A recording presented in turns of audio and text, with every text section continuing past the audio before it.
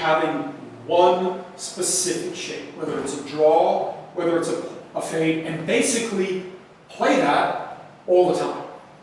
Gotcha. There's no need for you to be an elite ball striker. No. Because you just need a repeatable shape that you can hit every single time you're off the tee, every single time you've got an iron in your hand. And the obvious question is, okay, well, what if I were just to draw it and I need to fade it?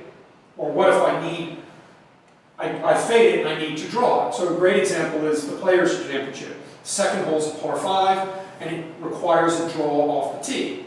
Both DJ and Brooks there, they hit iron off the tee. Right. Because it's more important for them to hit the fairway than it is for them to try and take driver and turn and curve driver around the court. Can they do it? Absolutely they can draw. But if they miss it, they're in trouble. Whereas they know they can hit 3 iron in the middle of the fairway. So on a par 5 or a par 4, where whatever shape you're hitting, whether you're drawing or fading, it requires something else. Get it in play with the shape that you've got, and just try and make a par.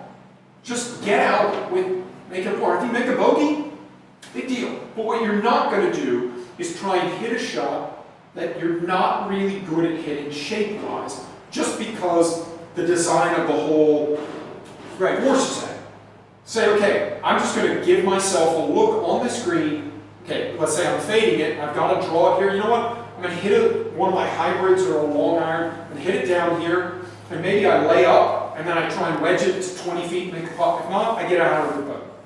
But what I don't do here is make double or triple, because now I'm trying, I've been fading it consistently. Now I'm going to try and draw it around the corner and I blow it way right, or I overhook it. Now I'm in trouble, now I'm chipping out, now I'm staring double bogey in the face because off the tee, I just didn't play the shape that I've got. Which immediately puts pressure on the rest of your round. Yeah, because then all of a sudden you're under the gun. You want as little chaos as possible. And we're not even talking about your ball striking. We're not even talking about your technique. Yeah. We're just talking about the way that you're playing the game, right? And you can't, if you look at the way you're playing the game, very much like, what the NFL does.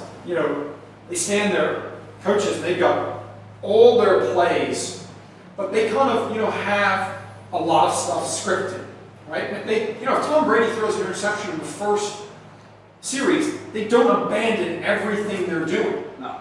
They just say, listen, hey, we're just going to keep doing this. And I think for you, the process over outcome with everything, sticking to the process versus the outcome. We are all, as athletes and golfers especially, outcome oriented. Yeah. Right? And I spent some time with Brian Kelly, who's the head football coach at Notre Dame, and I said, what do you preach to your players? And he's like, we preach process over outcome. So if you're constantly thinking about the process of the shape that you're trying to hit, right? What is my process to hit this shape? Not what's happening what the holes are, just what do I need to do to hit my shape? Where do I need to start it? So if I start it in that position, it allows it to go into the desired result. So more important ball striking wise for you, if you would focus on where the golf ball starts, who cares where it ends up? To me, the most important thing that you can do as a player is consistently start your golf ball in the same place all the time. Right? Most people are trying to constantly look at the flag, okay, well, I need to hit it closer to the flag. Right? A lot of players that I work with that are playing in competition say, listen, I just don't hit it close enough. To me, I always want to know where they're going to start the golf ball. And I also want to know what shape they're going to hit. So if you tell me you're going to fade the golf ball better start left of your target. Can't start right, start at your target, and then move. And if you can consistently start your golf ball left of your target, it's a huge effort. You're a drawer of the golf ball. the golf ball needs to start to the right of your target. It has to, and it has to do that consistently. So when you're looking at kind of your shapes and whatever shape that you're hitting, to me, for you, where the golf ball is starting is way more important than where it's going. And if you could start it consistently every single time you hit it, 80, 90% of the time with your ball striking, if you're hitting a fade, start it left of your target. If you're hitting a draw, start it consistently right of your target. Right? And really focusing on where the golf ball is going to start, the initial start direction. I think the where it goes, a lot of that will take care of itself. But I guarantee you that when you think about where you're ball striking, you're constantly thinking about where the flag is. Always. You're never thinking about where you want to start the golf. Never. Especially on the golf course. But I think it's more important on the golf course to think about where the golf ball is going to start as opposed to where it's going to go.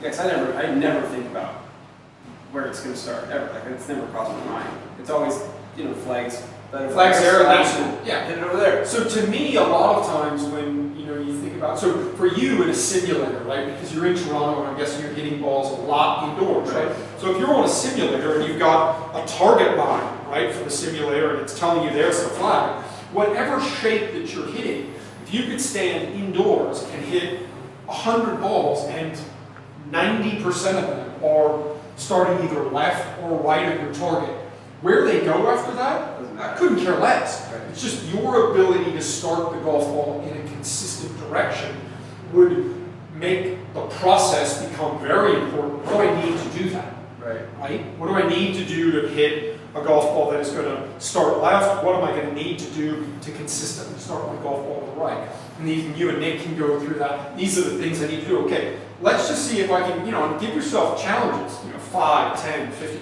Give yourself, a 10-ball challenge, a 25-ball challenge, a 50-ball challenge, a 100-ball challenge with a 7-iron, an 8-iron, 9-iron. Can you start every single golf ball where it needs to start for the shape that you're trying to hit?